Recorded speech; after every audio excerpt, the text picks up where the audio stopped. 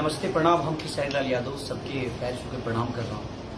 आज सुबह आँख खोलते ही इतनी दुख भरी मैसेज मिला मुझे कि समझ में नहीं आया कि हम क्या करें। सीजन 13 में, बिग बॉस के सीजन 13 में हमारे बहुत अजीज मित्र और हमारे दोस्त भी और एक बड़े भाई की तरह सिद्धार्थ शुक्ला जी का जब न्यूज़ सुनने को मिला तो यकीन ही नहीं हो रहा था खुद पे कि ऐसा हो सकता है।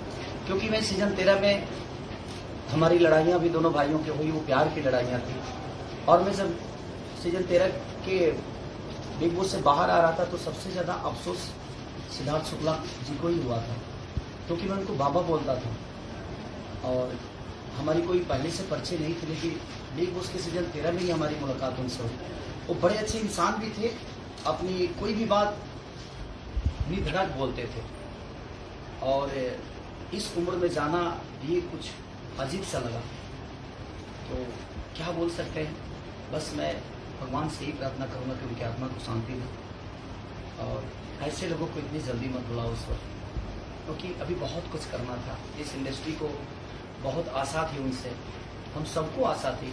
एक अच्छी पर्सनालिटी के साथ, एक अच्छे विचारधारा के साथ अपने जीवन को चला रहे थे। मैं उस माँ को सादर प्रणाम करता हूँ, क्योंकि आज उस माँ पे क्या गुजर रही होगी।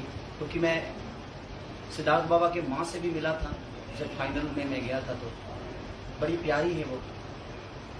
और माँ, हम सब हैं आपके साथ, बिल्कुल आप निश्चिंत रहिए कि हाँ, एक बेटा गया है, ठीक है, अब ईश्वर को क्या मंजूर था नहीं जानता, बट बहुत सारे बेटे आपके हैं जो आपके प्यार के लिए हमेशा खड़े रहेंगे।